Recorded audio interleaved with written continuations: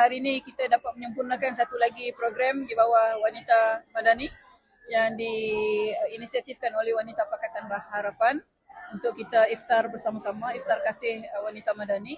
Ini sebenarnya adalah tahun yang ketiga kita adakan berturut-turut untuk meraihkan pertamanya wanita kita daripada pelbagai latar belakang parti politik yang sudah pun bergabung dalam kerajaan perpaduan, dan keduanya adalah untuk kita meraihkan wanita-wanita kita di akar umbi sempena bulan Ramadan Al-Mubarak, untuk kita juga saling mempereratkan lagi lah hubungan ukhuwah di antara satu sama lain dan merangka kerja. Yang paling penting sebenarnya bila kita adakan program-program seperti ini ialah kita mewujudkan satu environment, satu keadaan yang selesa di antara satu sama lain dalam keadaan santai, dan nantinya kita terus menjalankan tugas-tugas yang lebih serius lagi di lapangan, insyaAllah. Program seperti ini dapat merapatkan perhubungan silaturahim, dan pada masa yang sama ia adalah satu keadaan dan situasi yang santai, jadi banyak perbincangan yang bukan heavy yang boleh kami lakukan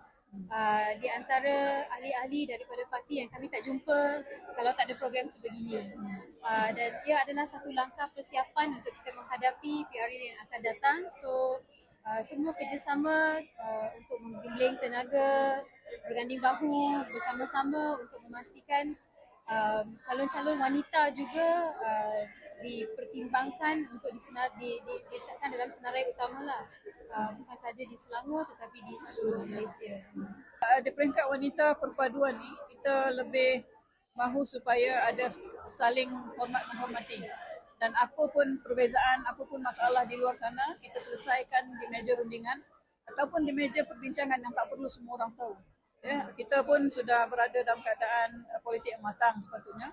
Kita di peringkat wanita bersedia untuk menjadi tulang belakang kepada keutuhan perpaduan, insyaAllah.